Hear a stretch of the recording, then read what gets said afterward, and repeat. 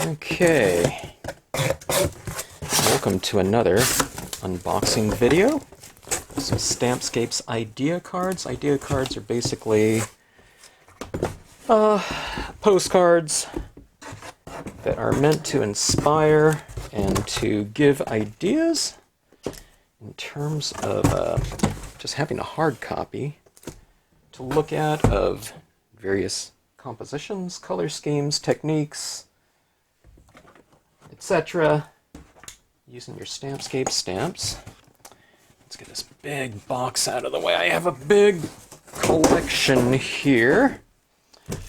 And let's see what we have. I have more of them too. Boy, I don't know. They configure these in all kinds of different ways. Let's see what we have. Now, a lot of times I'm placing reorders for a lot of previously ordered postcards, because I've been doing this now for, I don't know, it must be 15 years worth of postcards. So, you know, everything is relatively timeless in terms of use of stamps and techniques and whatnot. So, a lot of times I'll go back and I'll order some postcards that I've ordered from previous years, but this time I was really behind on getting some new scenes printed up, so I got an offer from Vistaprint in terms of their sale on postcards. Thought I'd take advantage of it, so I've been spending the last few days configuring my postcards, getting ready for that. So you have to format the size and get the dialogue written in the back.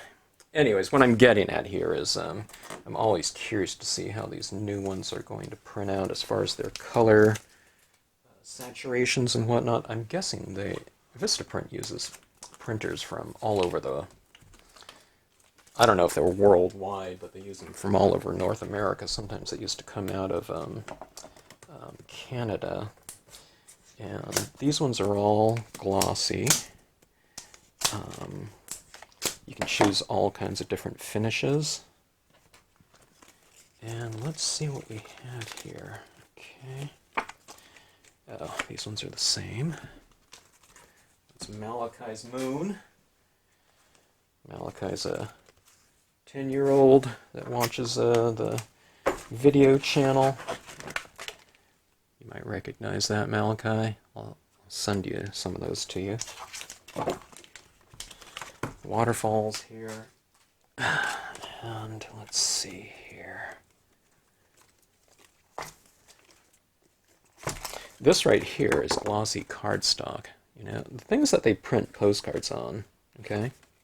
This is Glossy Cardstock. It's no different than the paper that I'm stamping the scenes on, okay? So you get this glossy cardstock. You can see the, you know, pretty much the depth and saturation of the colors in the actual scene, but then in the postcard itself. So a lot of times people see the end result of a scene and they'll say, "Oh my gosh, it looks like a postcard." Well, it's because it's stamped on postcard paper, and that's what cardstock is. It's a coated paper. And a lot of things like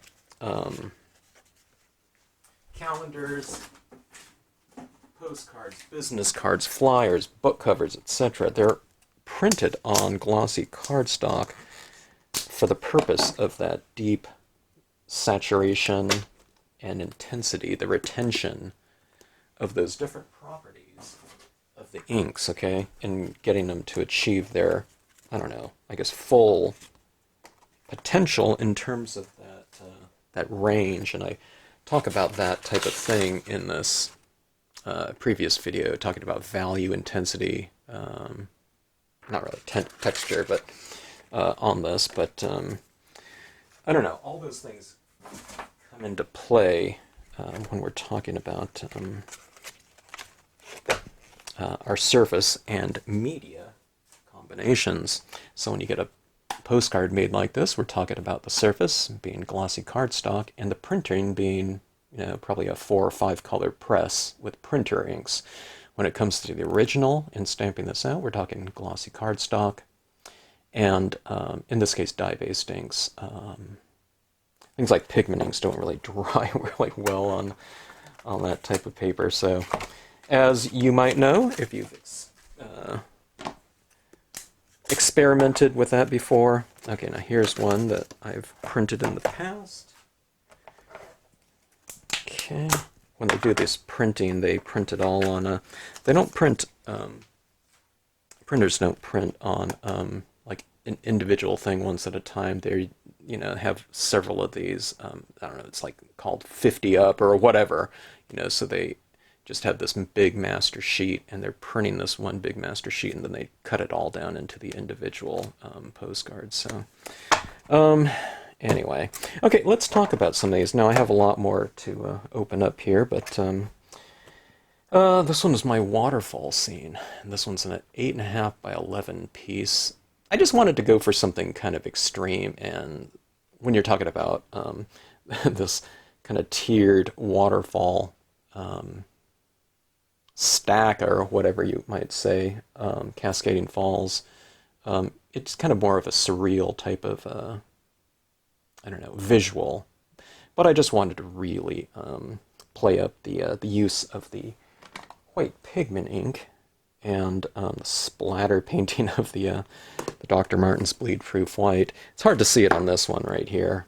Maybe I should have done it vertical and just had that whole piece in here so you can see it a little bit larger, but I kind of wanted to give it scale. So lately I've been doing postcards with kind of less of this type, but showing kind of the scale of it, with the hand to give people kind of an idea of the relationship between the size of the stamps and the finished piece here. But anyway, this one you can't see so much of the details. The colors came out pretty good on this one. It's a little bit anemic. I could have used it a little bit more, I don't know, a little bit more contrast in this and saturation in terms of relating to the original, but it's not too bad.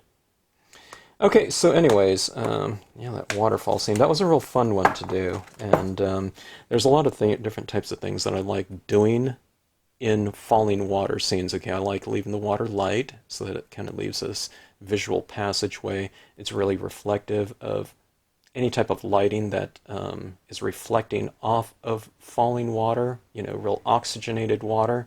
A lot of times people want to fill it in with blue. They think, okay, water is blue, so they fill it all in, but then they make that water darker instead of more lighter and reflective, which water usually is.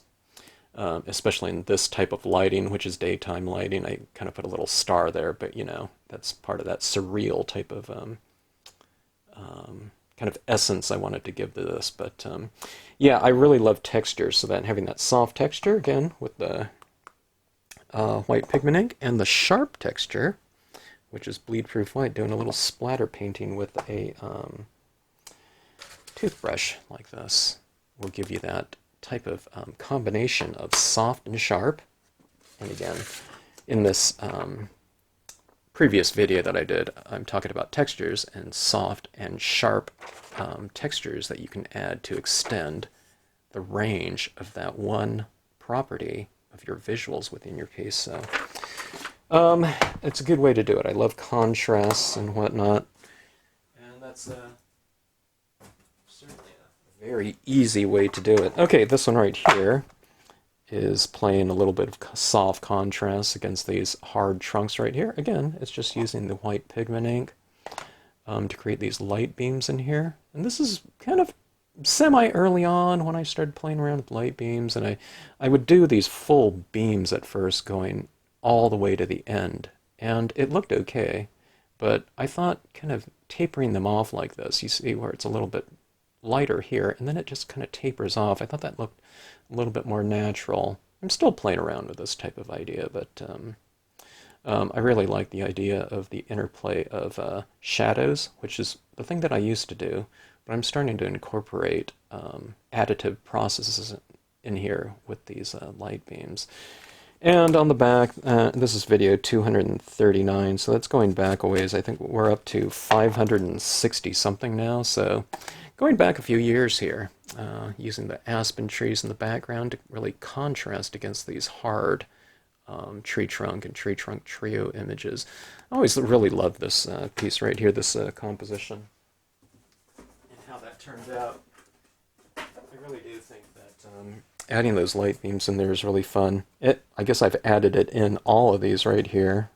When I start playing around with something, I get kind of obsessed with it.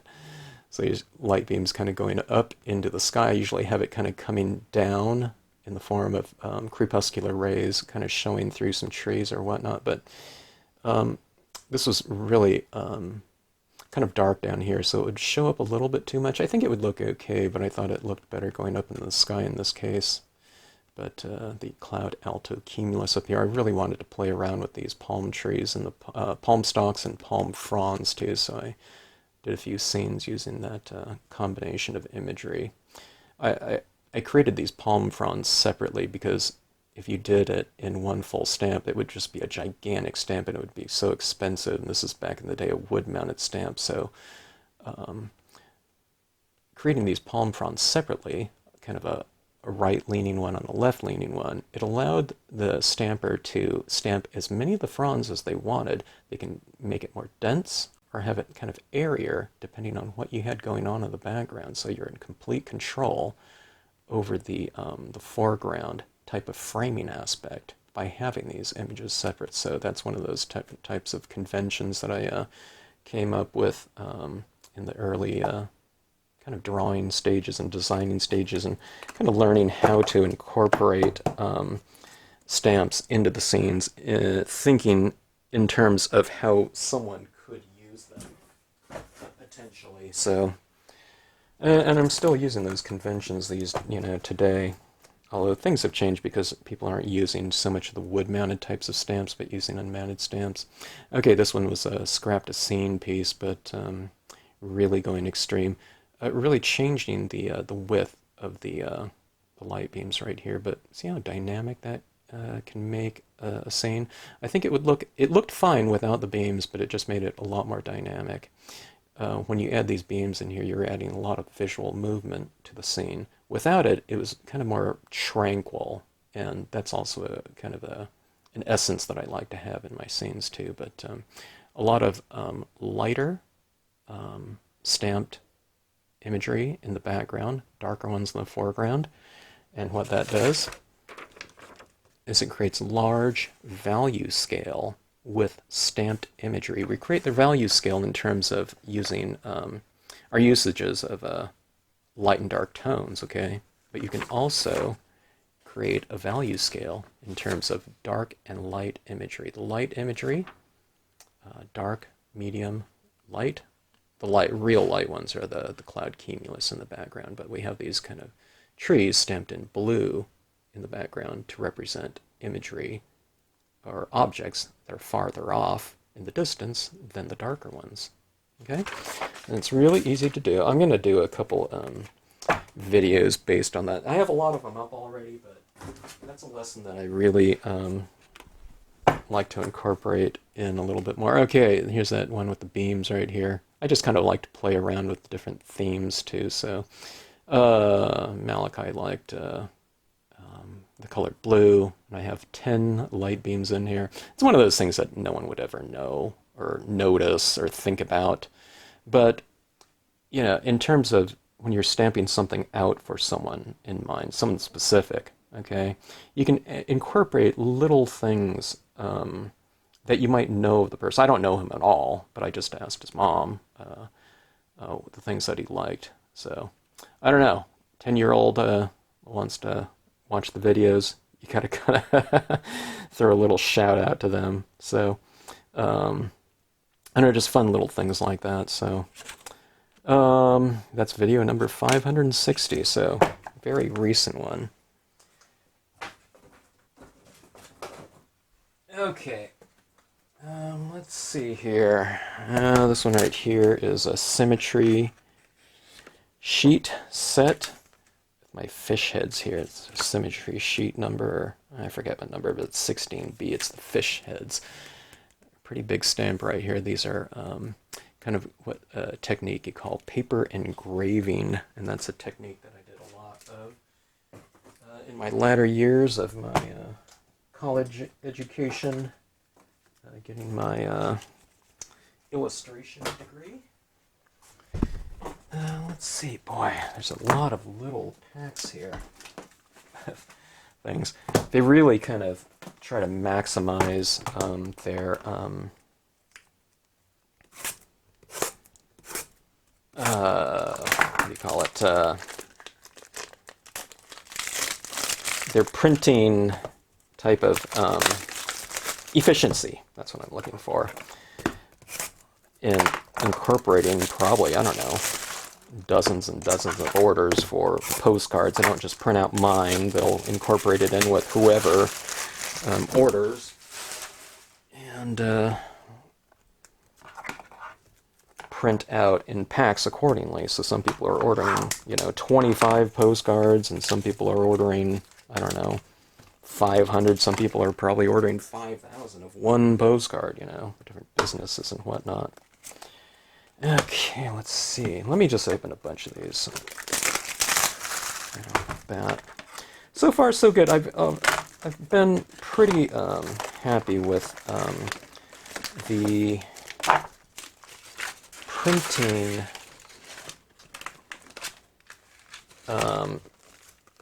clarity of the postcards with Vistaprint. I've been ordering from them for so many different years, and over the years they would change their printing locations, and I could tell the ones that were coming out of some areas because the saturation of the tones and values sometimes were a little bit weaker than what they should have been. So I could always tell which plant it was coming out of. I don't know, they probably use more than, probably use I don't know, 3 or 4 different printers, large industrial printers these days, because I got these postcards so incredibly fast. They must be using something a little bit more local than what they used to. The farthest location was Canada. And I knew they came from Canada because I'd have the it would be on the shipping label, so that was always pretty amazing that as far as efficiency went in shipping, that they would be doing something all the way in Canada. So I was talking to someone via chat on Facebook, and yeah, I was saying I think a lot of this paper that's made comes out of Canada, because we were talking about locations to purchase, glossy cardstock, and the place that I buy a lot of my paper from, Kelly Paper, which is a chain of stores here in pretty much the West. It's not West Coast, but Western U.S. There's 2, I think, in Arizona. I think there's in Oregon, Washington, but there's a lot more in Southern California, just because of the population and number of print houses. I don't know, it's probably changing with printers going to more digital and online types of processes, but anyway, the guy was saying that he thinks like Chrome Coat, which is a pretty big name in glossy cardstock, is he thought it was being printed somewhere in North America, and if it is, I'm guessing it's not in the U.S. at this point in time. And that leaves Canada pretty much. So, but where to get it there, we don't know. So, I don't know if you are in areas internationally, domestically, maybe you can kind of put a little notation somewhere of where you get, here's another one of those, where you get your paper and what types of paper do you like. Someone asked me on one of my posts, do you use glossy photo paper all the time? And I just started using it. So, the answer to that was a big no. I don't even know what I'm doing on it. I don't feel like I do. Okay, 2 more packs here. Let's see what we have. I buy more of some if it's kind of a new scene that I've done, and if I place a reorder for previously ordered postcards, I order a little bit less. And some people ask me, how do you get these? Well, these idea cards, I send them out with orders. And again, to give people some ideas on media. These days it's media. A lot of times I used to use the same media in the past, but I'm using a lot of different media these days, and combinations of media in my kind of experiments here. So, okay, let's take a look at this one right here. This one was a really fun scene. I was referencing a photograph by someone, and it was a photograph that they had up on their wall for a very long time, and it was very special to them. And I thought, they said, hey, do you think you can do something in reference to this? This does not look like that photograph, but kind of from a structural standpoint, and the imagery used on there with the bridge and the waterfall in between, and this kind of structurally, it's real similar. So I created this piece for her, and it was really fun. It's fun to kind of try to replicate, because you can learn a lot from doing that type of process, looking at photographs and whatnot. You inevitably have to alter things because you're not going to have the exact same imagery, but you can come up with something close. Even if you don't have the bridge, you can do a waterfall like back there, different types of trees. But you can go for the same types of color schemes. You learn a lot about color and different techniques from trying to replicate kind of the spirit of a scene. So I'd always recommend that, if you have an iPad or computer and you can kind of bring up some, I don't know, inspirational photograph or whatnot, and to put it in front of you and to decide what color inks you can use to try to achieve it, even if it's just the color scheme of something. I'd really recommend doing it because you can really learn a lot. This piece right here was a really fun one, very recent piece, and this is alcohol inks on photo paper. And there's different types of things with alcohol inks and the textures that you can achieve with them, and kind of that almost melting and caustic type of texturing that you can achieve from it by moving and pushing around the inks, with like a blender too. So the best paper that I know to use with that, something that's going to be really quite sealed off, is photo paper with that emulsion coating, because the inks really just sit on the top of it. So I stamp this out. Anything I don't want blurred out, I stamp with water-based inks, like dye-based inks, and I color it in with those alcohol inks, and I can really push those colors around usually without smearing the water-based inks, because alcohol and water don't really mix. And I can really lay down some colors and then alter them after I lay them down, because they're not soaking through that emulsion quite so much. I mean, you can't just take alcohol and erase this, completely off the, the surface right there. But there's a certain degree of tolerance where you can manipulate the things that you've already laid down, and I love that because I love to blend in and mix and remove, in some cases, some of the inks to reveal different things like lighting and texture, and I can lay down some really bright tones, but then inevitably they're too harsh of a mark, so I blend them out with my blender pen, and that's a really fun thing to do. And you can see that kind of misty type of feel in there. The white pigment ink really kind of saves me, because things get really kind of textured and really busy looking in terms of the imagery stamped and then the color usage. So that white pigment ink in here, where it looks really frosty, that really kind of extends the textural range of a piece, and going from everything that's fairly sharp, okay, even the color applications when it comes to alcohol inks, and then it goes all the way to soft. Okay, it doesn't mean you put soft over everything because then you're using the sharpness, but you can see this oscillation of sharp, sharp and saturated and intense to dull, soft, and light, okay? And it oscillates here, here's some here, none here, a little bit here to separate this foreground from the background. I put that little bit of pigment ink here. And then I sandwich this in between some softness too, but you notice I don't put any here so that I get a little bit of contrast between here and the softness here and here. So it's just about kind of, with everything, it's the targeted use of darks and lights, brights and dulls, and soft and sharp, okay? And if you can kind of start to, you don't have to think about all of these different aspects of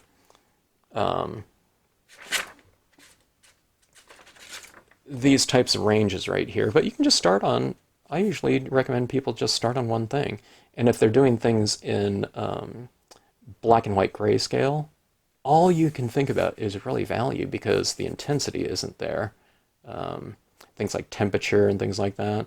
That's a really good way to develop your eye for value. And then you can go back in, after you have that down really well, go back in and add color to your scene. Start using color and you can deal with intensity, temperature, etc. Okay, this is doing the same type of thing. Let's see. This one is, let's see. Okay, this was on a dull cardstock. I tried 3 different scenes. I think I did one on glossy, one on matte, and one on dull. So 3 different types of qualities of paper. Oh, and then I did one on photo paper too, I believe. And just testing out these different types of papers and whatnot. So I don't know, you can't really tell in the end result. That's what I was really kind of shocked at. Is see, this one's like a real similar color scheme. I go deeper and darker here.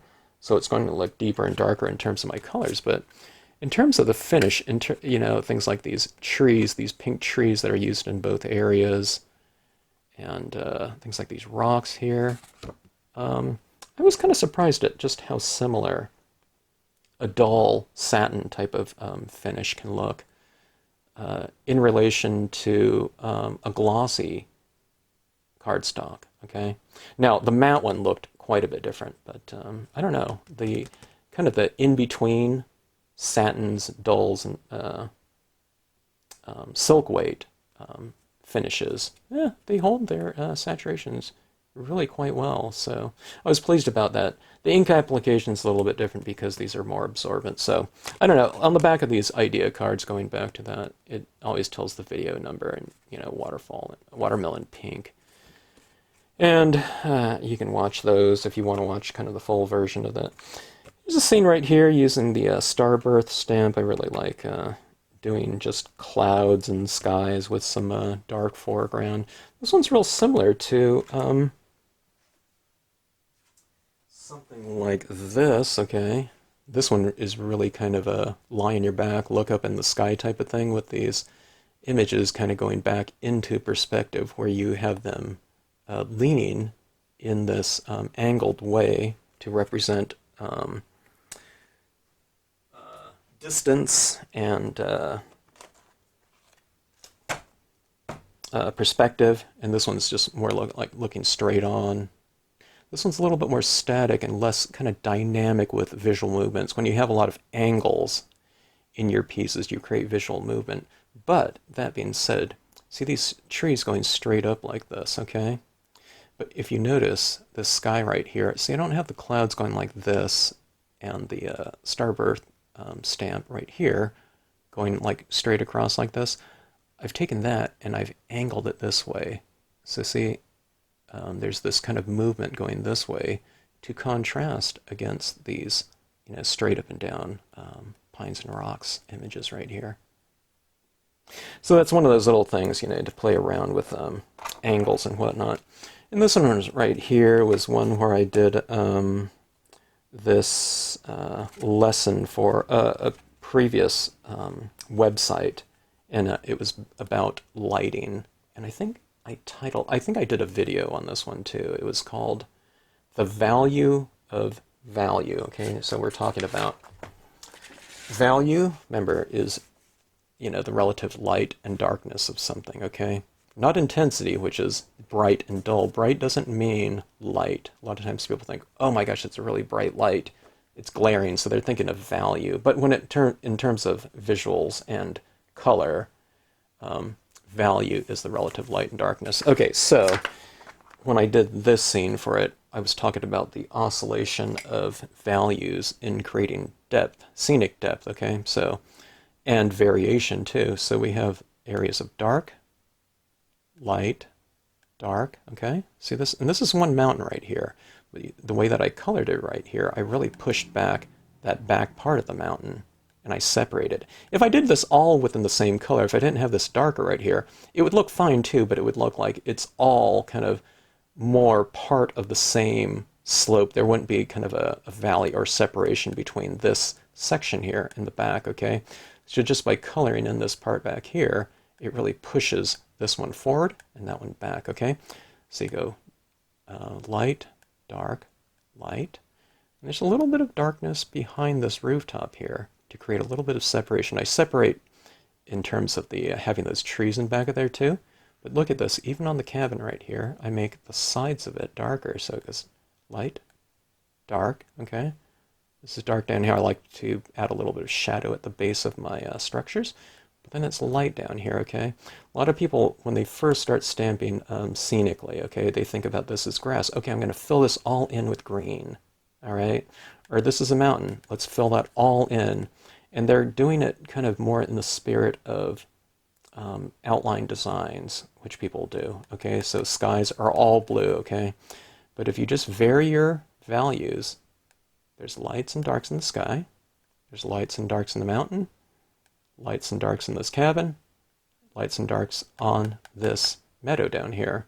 What you do is you create that variation in here, and it extends your visual kind of vocabulary of that one aspect, value of your scene, and that adds to potentially a greater visual richness based on value, okay?